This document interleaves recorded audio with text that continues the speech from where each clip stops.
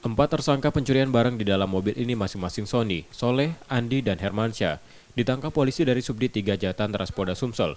Di tempat pelariannya di Kayu Agung, Ogan Komering Ilir, pencurian yang dilakukan keempatnya sempat ramai di media sosial karena membawa kabur barang berharga dan uang di dalam mobil korban yang terjadi di salah satu halaman rumah makan kawasan Demang, Palembang.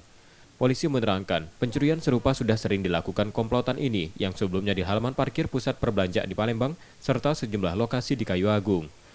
Para tersangka merusak pintu mobil menggunakan kunci letter T yang dimodifikasi.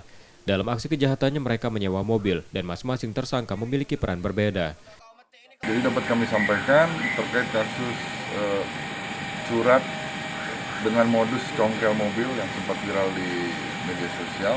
Sudah kita amankan 4 orang pelaku, berikut barang buktinya antara lain 1 unit mobil yang digunakan, kemudian 2 laptop milik korban yang sempat diambil, kemudian ada 1 kunci T yang digunakan pelaku pada saat mencongkel mobil.